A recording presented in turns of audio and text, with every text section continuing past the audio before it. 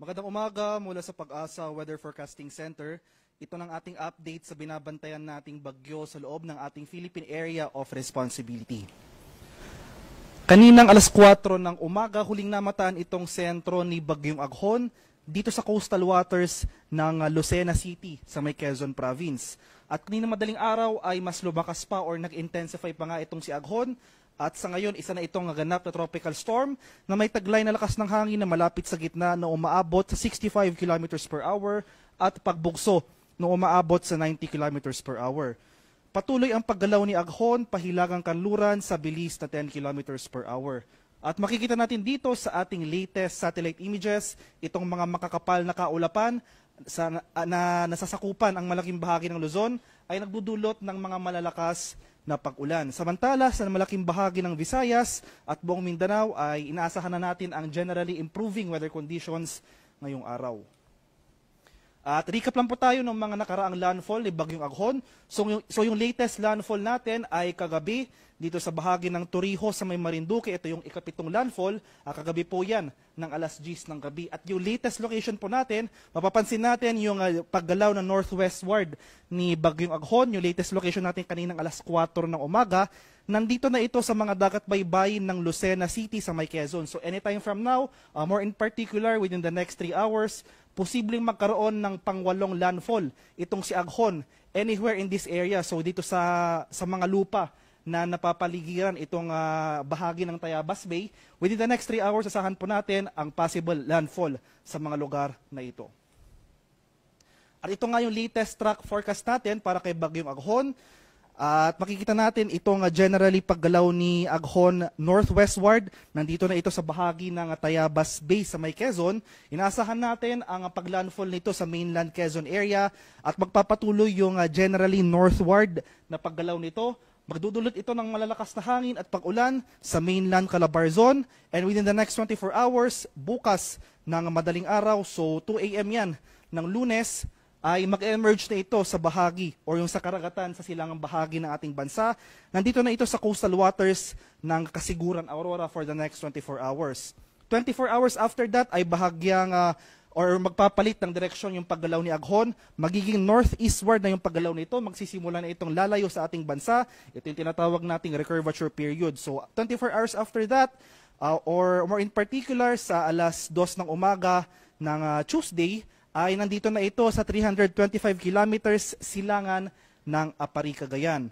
At mas mag-accelerate pa or mas bibilis pa yung paggalaw ni Aghon at mas mag-intensify pa yung lakas nito, possibly into a severe tropical storm category, na kung saan by Wednesday next week ay madaling araw ng Wednesday in particular, yung possible location nito ay 970 kilometers east-northeast ng extreme northern Luzon.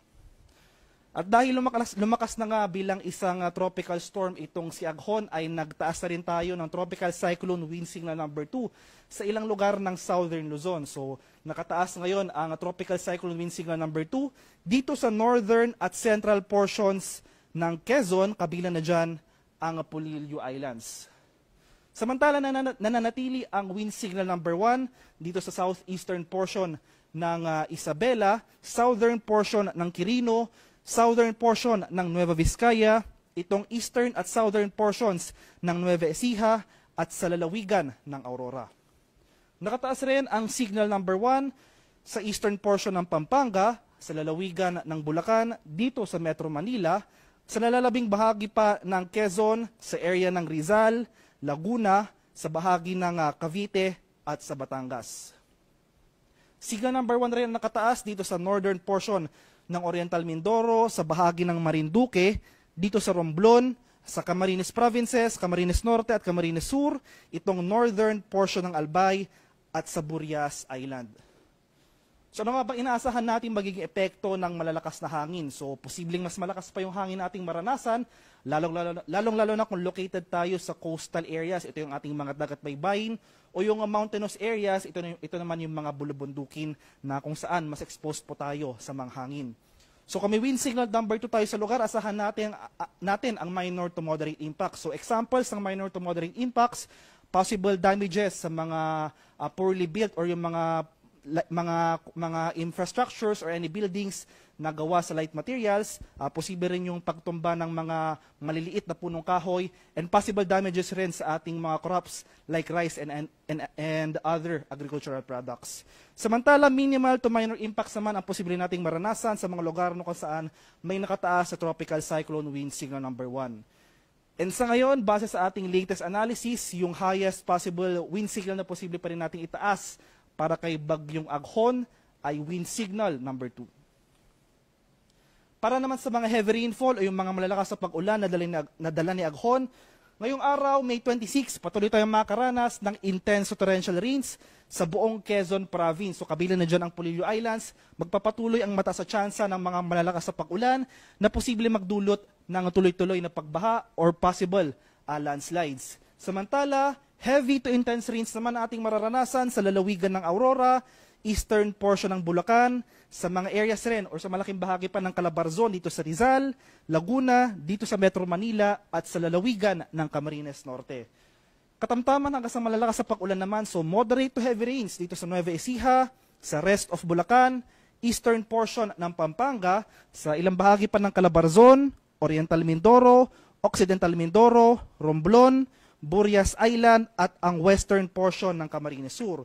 So starting tomorrow, May 27, mapapansin po natin, unti-unti na mababawasan yung mga areas na makakaranas ng pag-ulan. So moderate to heavy rains na lang ating posibleng maranasan sa eastern portion ng Isabela, northern portion of Aurora, and Polillo Island. So mapapansin po natin, malaking bahagi ng Luzon starting tomorrow, generally improving weather conditions na especially dito sa central at southern Luzon area. Gayunpaman, asan pa rin natin ang mataas na tsansa ng mga kalat-kalat na pag-ulan na may thunderstorm. So, since nakaranas na tayo ng mga pag-ulan for the past few days, posibleng saturated na yung mga lupa. Kung may mga pag-ulan man tayong mararanasan in the coming days, posible pa rin magdulot ito ng mga pagbaha at landslides. Kaiba yung pag-ingat sa mga areas na nabanggit kanina, sa mga banta ng biglang pagbaha o pagguho ng lupa, posible rin ang pag-apaw ng ating mga ilog at dalampasigan, lalong-lalo na kung tuloy-tuloy ang pag-ulan na ating mararanasan. And as of 5 AM today, nagtasa tayo ng gale warning sa ilang baybayin ng ating bansa. More in particular sa malaking bahagi ng Southern Luzon, inaasahan natin ang rough to very rough sea conditions dito sa isla ng Marinduque, buong Quezon, kabilang na dyan ang Polillo Islands, itong southern coast ng Batangas, at ang northern coast ng Camarines Norte. Kaya sa ating mga kababayang mangingisda at may mga maliliit na sasakyang pandagat sa mga areas na ito, kung maaari ay huwag po muna tayong pumalaot dahil inaasahan natin na magpapatuloy itong maalon hanggang sa napakaalong karagatan sa nabanggit na lugar. Samantala, moderate to rough sea conditions naman ang ating mararanasan dito sa northern at eastern seaboards ng Luzon. So dito sa bahagi ng eastern seaboards ng northern, central at central Luzon, pati na rin dito sa seaboards ng Bicol region. At para sa mas detalyadong explanation ng ating forecast track, inulit ko po, inaasahan natin ang pangwalo o yung masusunod na landfall scenario anywhere within itong southern portion ng Quezon within the next 3 hours. And over the next 12 hours, magpapatuloy yung paggalaw ni Aghon. Maapektuhan nito ang malaking bahagi ng mainland Calabarzon. So kabilang na dyan ang Polillo Islands. Especially dito sa Metro Manila, asahan natin ang posibleng epekto ng malalakas na hangin at ulan na dala ni Aghon. So Metro Manila and Calabarzon area for the next 12 hours, mararanasan natin ang epekto ng nasabing bagyo. And after that period ay lalabas na or mag-emerge na si Aghon dito sa karagatan sa silangang bahagi ng ating bansa, particular na dito sa Quezon, Aurora area, mamayang gabi or bukas ng madaling araw. And after that, magsisimula na yung paggalaw nito papalayo sa ating bansa, generally northeastward, at during this period, posibleng manatili pa ito bilang isang tropical storm. At makikita po natin, since may interaction nga ito sa ating kalupaan sa area ng Metro Manila at Calabarzon, hindi rin natin tinatanggal yung posibilidad ng paghina nito into a tropical depression category. And starting from Monday throughout the rest of the forecast period, so from Monday to Thursday this week, inaasahan natin ang bahagyang pagbilis ni Aghon. So mag-accelerate po yung paggalaw ng nasabing bagyo at kasabay ng pag-accelerate